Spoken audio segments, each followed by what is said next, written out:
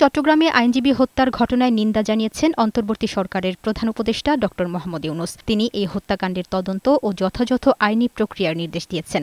জনগণকে শান্ত থাকার এবং অপ্রীতিকর কার্যকলাপে অংশ নেওয়া থেকে দূরে থাকার আহ্বানও জানিয়েছেন প্রধান উপদেষ্টা। এর আগে জাতীয় পতাকার অবমাননার অভিযোগে হওয়া রাষ্ট্রদ্রোহ মামলায় গ্রেফতার হওয়া সম্মিলিত সনাতনী জাগরণ জোটের মুখপাত্র চিন্ময় দাসকে মঙ্গলবার সকালে কড়া নিরাপত্তার মধ্যে চট্টগ্রাম আদালতে আনা হয়। মঙ্গলবার দুপুরে চট্টগ্রাম মেট্রোপলিটন ম্যাজিস্ট্রেট কাজী শরীফুল ইসলামের আদালত চিন্ময় দাসের জামিন নামঞ্জুর করে কারাগারে পাঠানোর আদেশ দেন। মেট্রোপলিটন ম্যাজিস্ট্রেট আদালত 6-এ জামিনের বিষয়ে শুনানি হয়েছিল চিন্ময় প্রভুর, তো এটা নামঞ্জুর হয়েছে, জামিনের আবেদন নামঞ্জুর হয়েছে। বাকি 3টা পিটিশন ছিল, ওখানে 3টা পিটিশন মঞ্জুর হয়েছে। চিন্ময় দাসকে কারাগারে পাঠানোর সময় তার অনুসারীরা বাধা দেয়। প্রিজন ভ্যান আটকে তার মুক্তির দাবিতে প্রায় 3 ঘণ্টা বিক্ষোভ করার পর আইনশৃঙ্খলা বাহিনী বিক্ষোভকারীদের সরে যেতে বলে। এ সময় সংঘর্ষে জড়ায় বিক্ষোভকারীরা।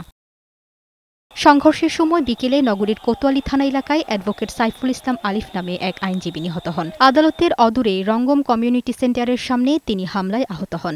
চট্টগ্রাম মেডিকেল কলেজ হাসপাতালে নিলে চিকিৎসক তাকে মৃত ঘোষণা করেন।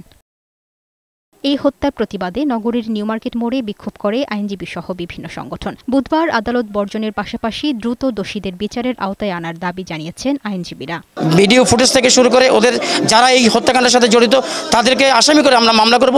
আমাদের সমিতির অবস্থান থাকবে জিরো টলারেন্স। জাতীয় পতাকা অবমাননার অভিযোগ এনে গত 31 অক্টোবর এক ব্যক্তি বাদী হয়ে কোতোয়ালি থানায় চিন্ময় দাসের বিরুদ্ধে রাষ্ট্রদ্রোহের মামলা করেন। এ মামলায় চিন্ময় দাস সহ 19 জনকে আসামি করা হয়।